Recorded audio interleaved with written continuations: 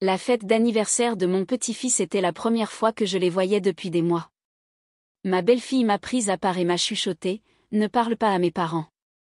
Tu n'es rien ici. » Mon fils m'a regardé, puis s'est détourné pendant qu'elle riait à mon oreille. Je m'appelle Johan. J'ai 64 ans. J'habite à Loveland, au Colorado, à environ 1 heure de Boulder, où vivent mon fils et sa femme. Mon fils s'appelle Nathan.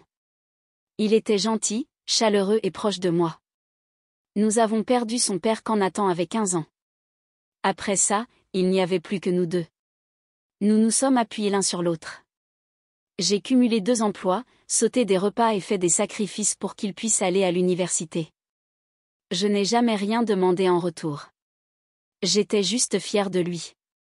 Quand il a rencontré Rachel, j'avais de l'espoir. Elle était polie au début, disait toutes les bonnes choses. Je les ai vus rire ensemble et j'ai pensé qu'elle était bien pour lui. Mais après leur mariage, les choses ont lentement changé. Au début, ce fut moins d'appels, puis des visites manquées. Puis les excuses sont venues, nous sommes occupés. Ou, la prochaine fois, maman. Puis Liam est né. Je pensais que les choses changeraient une fois que je serais grand-mère. J'imaginais le tenir dans mes bras, le gâter, peut-être le garder 1 fois par semaine. Je voulais faire partie de sa vie. Mais Rachel ne le voulait pas.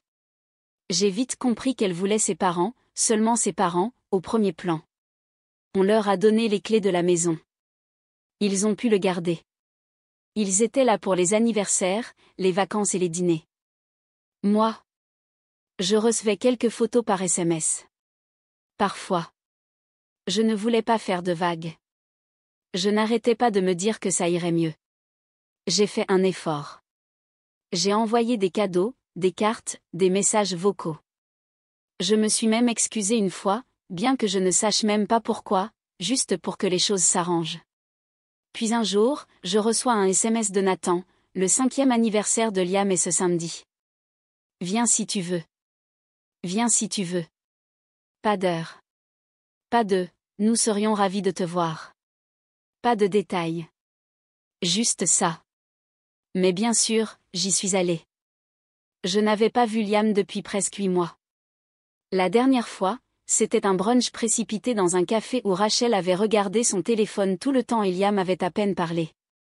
Nathan était assis en face de moi comme un étranger. Malgré tout, j'ai emballé un grand ensemble de jeux de dinosaures que Liam m'avait dit un jour, à l'époque où nous faisions des appels FaceTime, qu'il adorait les T-Rex. J'ai aussi fait 2 douzaines de biscuits aux pépites de chocolat à partir de rien, comme Nathan les aimait quand il était petit. Je suis allée à Boulder ce matin-là et je suis restée assise dans la voiture devant leur maison pendant 10 minutes. J'avais mal au ventre, mais je n'arrêtais pas de me dire, c'est pour Liam. Je me suis approchée avec les biscuits dans une main et le cadeau emballé dans l'autre. Il y avait des ballons sur la boîte aux lettres. Les voitures bordaient la rue. J'entendais déjà de la musique et des rires venant du jardin. J'ai sonné, mais personne n'a répondu. Alors je suis entrée. Dès que j'ai mis les pieds à l'intérieur, je l'ai senti, cette froideur. La famille de Rachel était là au complet, ses parents, sa sœur, quelques amis de la famille que je ne reconnaissais pas. Ils se saluaient tous comme si c'était une réunion. J'étais juste là, debout, tenant des cadeaux, comme une employée. Puis je l'ai vu, Liam. Il courait dans le jardin avec une couronne d'anniversaire de dinosaure. J'ai souri et j'ai appelé, Liam. Il s'est arrêté, m'a regardé. Salut. Puis il s'est retourné et s'est enfui. Pas de câlin, pas de sourire, pas de « mamie ».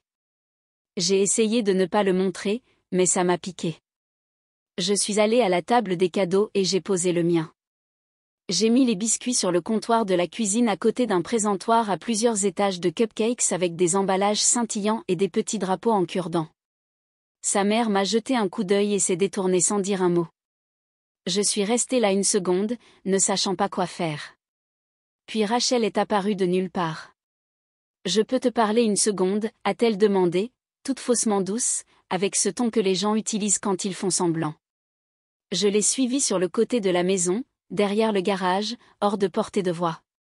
Elle s'est tournée vers moi, a croisé les bras, s'est penchée près de moi et a dit ne parle pas à mes parents. Tu n'es rien ici. J'ai cru avoir mal entendu.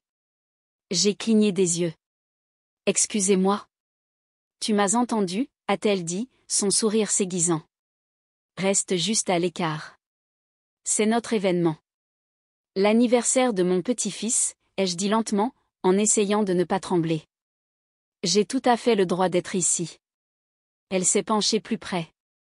Son parfum était trop fort, comme de fausses roses. C'est notre maison, nos amis, notre famille. Tu n'es que la mère de Nathan. Ne te ridiculise pas, j'ai regardé au coin et j'ai vu Nathan. Il se tenait près du barbecue avec une assiette de nourriture dans les mains, nous regardant. Nos regards se sont croisés. J'ai attendu quelque chose, un signal, un geste. Il s'est détourné. Rachel a souri et s'est de nouveau penchée. Tu vois, a-t-elle chuchoté. Ne fais pas de scène. Et puis elle a ri, un rire doux et suffisant, juste dans mon oreille, comme si elle avait gagné. Je ne me souviens même pas d'être retournée dans le jardin. Je me souviens juste d'être restée dans le coin, près de la clôture, essayant de ne pas pleurer devant des étrangers, essayant de faire semblant d'avoir ma place. J'ai regardé ses parents serrer Liam dans leurs bras. J'ai regardé Nathan parler à son père, hochant la tête comme s'il le respectait. Personne ne m'a parlé. Personne ne m'a demandé comment j'allais. Personne ne m'a offert une chaise.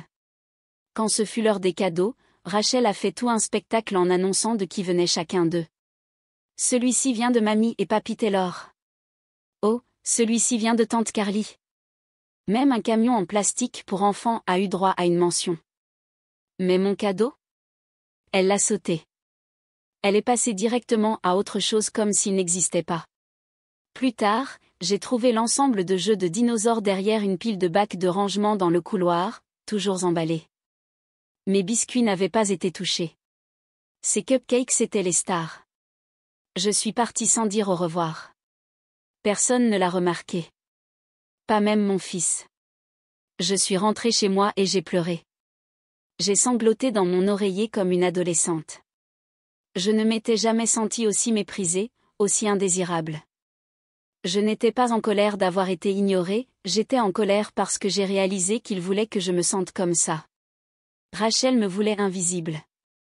Elle me voulait partie. Nathan la laissait faire. Mais je ne vais pas laisser ça être la fin de l'histoire. Ils pensent que je vais rester silencieuse. Ils pensent que je vais disparaître. Ils ne me connaissent pas du tout. Je me suis donné quelques jours pour me calmer avant de faire quoi que ce soit. Je ne voulais pas agir sous le coup de l'émotion. Je voulais réfléchir, planifier.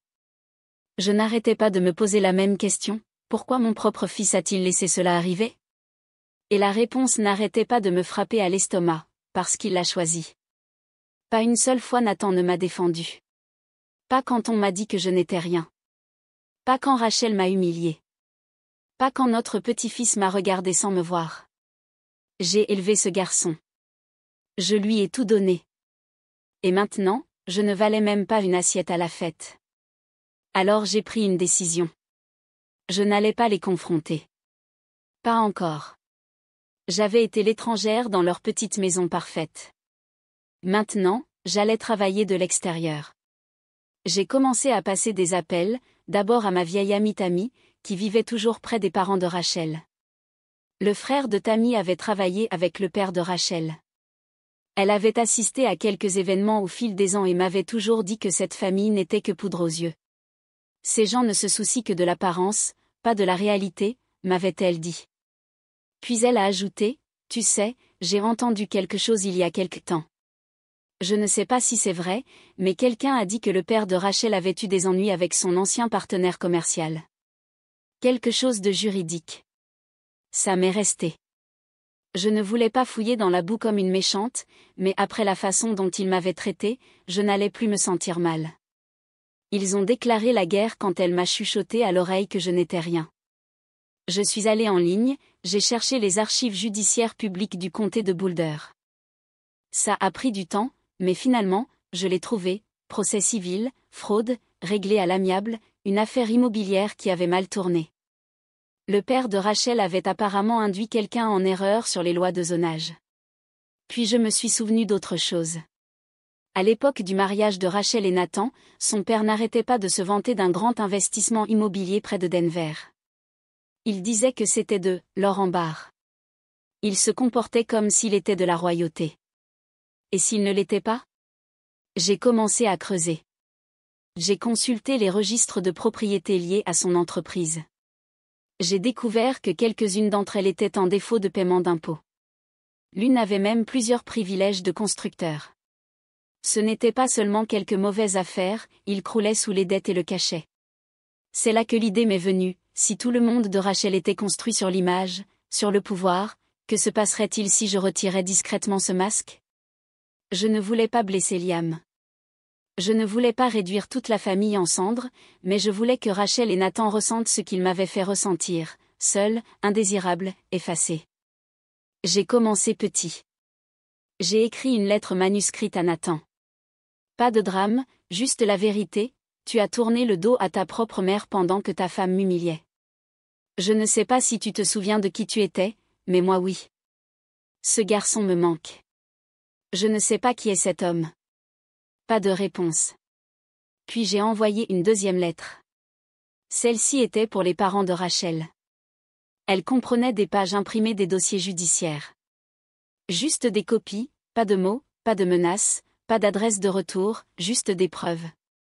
S'ils pensaient que leur secret était en sécurité, je voulais qu'ils se demandent qui savait. Je voulais qu'ils se tortillent. Quelques jours plus tard, j'ai reçu un appel d'un numéro masqué. Je n'ai pas répondu. Ils n'ont pas laissé de message. Puis les SMS ont commencé, de Nathan, « Maman, as-tu envoyé quelque chose au père de Rachel? Qu'est-ce que tu fabriques, bordel? Ce n'est pas bien. » Je n'ai pas répondu. Pas tout de suite, mais je savais que j'avais leur attention maintenant. Une semaine plus tard, Rachel s'est présentée à ma porte, sans prévenir. Elle se tenait là, dans sa petite veste parfaite, tenant son sac à main de créateur comme un bouclier. « Tu dois arrêter », a-t-elle dit. Je ne l'ai pas invitée à entrer. Je me suis tenue sur le pas de la porte, calme. « Arrêter quoi ?» ai-je demandé. « Tu sais quoi ? Ne joue pas à des jeux. Tu essaies de te mêler des affaires de ma famille. » Je l'ai regardé droit dans les yeux et j'ai dit, « Tu m'as chuchoté à l'oreille que je n'étais rien. Tu m'as dit de ne pas parler aux gens. Tu m'as humilié à l'anniversaire de mon petit-fils. » C'était. J'ai levé la main. « Laisse-moi finir. » Elle s'est figée. J'ai laissé passer beaucoup de choses pour le bien de mon fils, pour mon petit-fils. Je suis restée silencieuse pendant que tu m'effaçais de sa vie. Mais je ne vais pas te laisser me cracher dessus et m'attendre à ce que je te remercie pour ça. Elle a levé les yeux au ciel. Tu te comportes comme une enfant. J'ai souri, mais ce n'était pas amical. Tu as peur. C'est pour ça que tu es là. Son visage est devenu rouge. Elle a commencé à dire quelque chose, mais elle s'est rattrapée. Tu ne vas pas gagner, a-t-elle dit entre ses dents serrées. Je l'ai regardée et j'ai dit très doucement, je n'ai pas besoin de gagner. Je veux juste que la vérité éclate. Puis j'ai fermé la porte. Ce soir-là, j'ai reçu un message de Nathan, nous devons parler, s'il te plaît. J'ai fixé ce SMS pendant longtemps parce que, pour une fois, c'était lui qui demandait. Je n'ai pas répondu tout de suite au message de Nathan. Il avait clairement montré de quel côté il était. Je n'allais pas sauter sur l'occasion juste parce qu'il réalisait enfin que quelque chose n'allait pas. J'avais besoin de savoir pourquoi il voulait parler, pas seulement supposer qu'il se souciait soudainement. Le lendemain, j'ai reçu un appel de l'école maternelle de Liam. « Bonjour, Madame Redmond. J'espère que vous allez bien. Nous confirmons simplement que Liam assistera toujours au pique-nique familial d'automne avec vous vendredi prochain. Vous êtes toujours l'un de ses contacts d'urgence. » Mon cœur s'est arrêté. Personne ne m'avait parlé de ça. Pourquoi m'aurait-il inscrite à moins que Rachel ne le sache pas? J'ai joué la carte de la décontraction. Oui, je serai là. Après avoir raccroché, je suis restée assise à la table de la cuisine, regardant dans le vide. Il m'avait inscrite. Cela signifiait qu'à un moment donné, Nathan avait fait ce choix ou avait oublié de l'annuler. Quoi qu'il en soit, c'était une fissure dans le mur. Ce vendredi-là, je suis allée à l'école maternelle. Je suis arrivée tôt, je me suis garée au fond du parking et j'ai attendu. J'ai regardé les parents affluer avec leurs enfants, ballons, chaises pliantes, mijoteuses. Tout le monde était excité. Puis j'ai vu Liam. Il tenait la main de Nathan, sautillant. Je n'ai pas pu m'en empêcher, j'ai souri. Puis Rachel est apparue derrière eux. Elle a regardé la foule, plissant les yeux. Puis ses yeux se sont posés sur moi. Son sourire s'est effacé. Elle a dit quelque chose à Nathan. Il ne l'a pas regardé. Il me regardait. Ils se sont approchés. Rachel s'est arrêtée net, les bras croisés. Nathan s'est avancé avec Liam. « Maman, a-t-il dit, on peut parler ?» J'ai d'abord regardé Liam. Il m'a regardé, curieux. « Mamie ?» Rien que ça a failli me briser.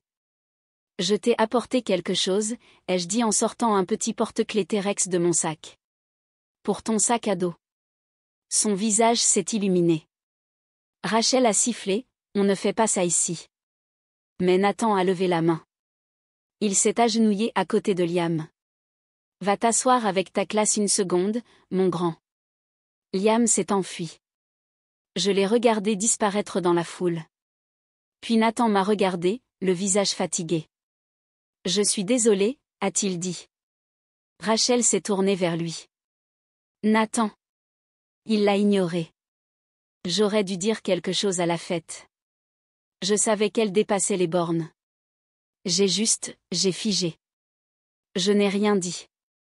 Je voulais tout entendre. Elle est autoritaire depuis un moment maintenant, a-t-il dit. Ça a commencé petit. Elle te coupait la parole, puis elle t'excluait. Je ne l'ai pas remarqué tout de suite, mais elle savait ce qu'elle faisait. Rachel s'est avancée. Alors maintenant, tu me rejettes la faute? Après tout ce qu'on a fait pour Liam? Tu as dit à ma mère qu'elle n'était rien, Rachel. Tu le lui as dit en face. Le visage de Rachel est devenu pâle. Elle exagère. Elle n'exagère pas, ai-je dit sèchement. Nathan s'est tourné vers moi. Tu me manques. Je ne pensais pas que les choses iraient aussi mal. J'ai croisé les bras. Tu n'as pas du tout réfléchi. Il a grimacé. Tu as laissé ta femme m'humilier à l'anniversaire de mon petit-fils. Tu es resté là et tu as regardé. Sais-tu combien de nuits j'ai attendu près du téléphone, espérant que tu appellerais? Il a hoché la tête, les yeux baissés. Rachel a lâché, c'est ridicule. Tu essaies de le culpabiliser. Et pourquoi? Parce que tu n'étais pas le centre de l'attention? Je me suis approchée. Non, Rachel. Je n'ai pas besoin d'attention. J'avais besoin de respect. Et tu t'es assuré que je n'en avais aucun. Elle a regardé Nathan, attendant du soutien. Il ne lui en a pas donné. Je dois arranger ça, a-t-il dit. Liam mérite mieux. Le visage de Rachel s'est durci. Alors quoi maintenant? Tu vas juste tout réécrire parce que les sentiments de ta maman sont blessés? C'est là que j'ai su que ce n'était pas seulement de la fierté ou du pouvoir avec elle. C'était du contrôle. Elle en avait besoin comme de l'air. Et Nathan commençait enfin à s'étouffer. Après le pique-nique, Nathan a demandé si Liam pouvait passer la nuit chez moi ce week-end-là. Il a dit que Rachel n'était pas ravie, mais il lui a dit que ce n'était pas une demande, ça allait arriver. C'était la première fois que Liam restait chez moi. Nous avons joué à des jeux de société, fait des biscuits, regardé des films. Il m'a posé des questions sur son père quand il était petit. Il m'a demandé pourquoi nous ne nous voyions pas plus souvent. Je lui ai dit, parfois, les adultes oublient à quel point la famille est importante, mais nous allons arranger ça. Il a souri. Je veux revenir. Cette nuit-là, j'ai encore pleuré, mais pas de douleur cette fois. J'avais l'impression que quelque chose que j'avais perdu était revenu, même si ce n'était qu'un morceau. Mais bien sûr, Rachel n'a pas laissé tomber. Le lendemain matin, je me suis réveillée avec un email d'un avocat. Rachel essayait de me retirer définitivement de la liste des contacts d'urgence de Liam. Elle avait déposé des documents pour affirmer que j'étais émotionnellement instable et une présence négative dans la vie de Liam. Elle n'avait aucune idée que je m'étais préparée à ça. J'avais les SMS, les enregistrements vocaux, les copies des dossiers judiciaires. J'avais tout. Et je n'allais pas seulement me défendre, j'allais tout exposer. Dès que j'ai reçu cet email de l'avocat de Rachel, j'ai su que les gants étaient enlevés. Elle essayait de m'effacer complètement de la vie de Liam, pas seulement de me mettre sur la touche, mais de me rayer. Ce qu'elle ne savait pas, c'est que j'avais tout documenté, discrètement, soigneusement. J'avais des enregistrements d'elle à ma porte, me menaçant. J'avais son message à Nathan où elle admettait l'avoir dit que je n'étais rien. J'avais une déclaration de témoin signée d'un voisin qui l'avait entendu se moquer de moi après la fête. J'avais conservé tous les messages d'anniversaire ignorés que j'avais envoyés à Liam, toutes ses réponses froides, et surtout, j'avais les dossiers judiciaires sur l'affaire de fraude de son père, les mêmes dossiers que j'avais envoyés anonymement à une ligne d'information locale 2 jours après la fête d'anniversaire. Cette histoire a été diffusée la semaine dernière. Ça a commencé petit, un reportage de 2 minutes enfoui à la fin d'un journal local, ancien promoteur immobilier dans la tourmente après la réapparition de dossiers judiciaires. Ils ont montré des documents publics, parlé des transactions immobilières douteuses, mentionné comment des entrepreneurs n'avaient jamais été payés, comment des investisseurs avaient perdu des milliers. Le père de Rachel a essayé de faire une déclaration, mais cela n'a fait qu'empirer les choses. Il avait l'air sur la défensive, louche. En 48 heures, l'une de ses propriétés a été vandalisée. Quelqu'un a peint, voleur, à la bombe sur le côté du bâtiment. À la fin de la semaine, 2 banques ont gelé ses lignes de crédit. Je n'ai pas eu à lever un autre petit doigt. Les dégâts se sont faits tout seuls. Rachel a perdu les pédales. Elle a débarqué dans mon allée, sans prévenir à nouveau, cette fois tremblante de rage. C'est toi qui as fait ça. Vieille sorcière rancunière. Je suis restée calme. J'attendais ça. Tout ce que j'ai fait, c'est partager des archives publiques, ai-je dit. La vérité se fiche de l'image qu'elle vous donne. Nathan est sorti derrière elle, tenant le sac à dos de Liam. Il l'avait regardé s'effondrer pendant des semaines. Je le voyais sur son visage. Il n'était plus choqué, juste fatigué. Elle a menacé de poursuites judiciaires, a-t-il dit. Elle a essayé de t'empêcher de voir Liam. Elle a même imité ma signature sur l'un des dossiers. La bouche de Rachel s'est ouverte, mais rien n'est sorti. J'ai vérifié la signature moi-même, a-t-il ajouté. Ce n'était pas la mienne. C'était la dernière fissure dans son masque. Bien, lâcha-t-elle en nous fusillant tous les deux du regard. Prends-le. Profitez bien de votre pathétique petite réunion de famille. Elle est montée dans sa voiture et est partie en trombe. C'était la dernière fois que je la voyais en personne. Nathan a demandé la séparation. Une semaine plus tard, il a découvert qu'elle avait vidé $40 000 de leur compte joint et les avait versés dans l'une des propriétés en faillite de son père sans le lui dire.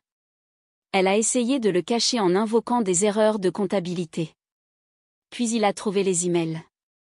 Elle avait raconté des mensonges au professeur de Liam à mon sujet, affirmé que j'étais inappropriée, instable, elle avait même essayé de dire que j'avais un problème d'alcool.